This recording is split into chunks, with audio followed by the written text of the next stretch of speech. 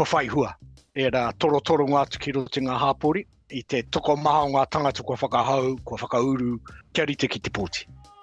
Ko Te Tai Tonga te rohe pōti Māori nui rawa mō ngā huringa rārangi pōti. Whenever there is overt political attention on undermining things Māori, there is a response.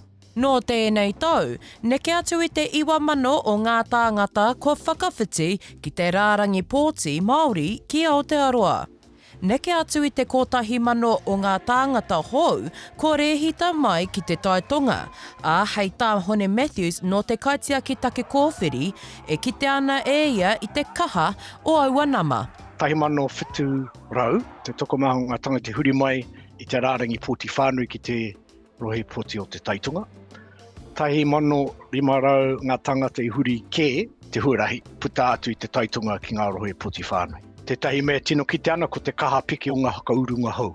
It's not surprising that we've had this growth in Te Tai Tonga enrolments on the Māori roll, but I don't think we can be too blasé about it because we had nearly the same amount come off the Māori roll. So I think we're seeing a dual pattern of people are being mobilised by the overt identity politics of the day to choose the Māori role, and equally some are feeling so disenfranchised and frustrated with identity politics that they're choosing to come off the Māori role.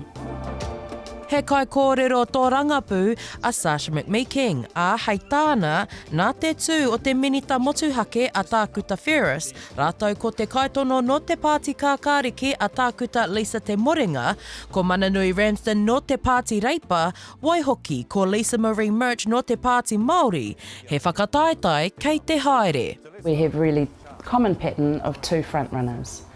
I think in this election, we've got more than two front runners. It's a highly volatile electorate, and I think that's fascinating. This is a real contest. I don't think anyone is going to be able to predict it. All of the candidates have their own records of service and connection to Te Tai Tonga. We don't have nominal candidates.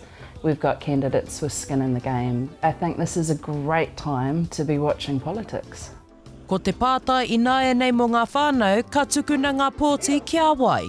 There is no easy answer. There is no right answer to strategic voting. So instead of having a party loyalty or a personal loyalty to a particular candidate, really look at the policies.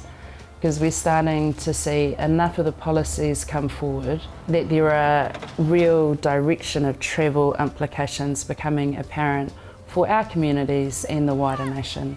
Ko te ara hakamutunga ki te whakauru pōti, ko te rua te kaumārima o whiringa ānuku.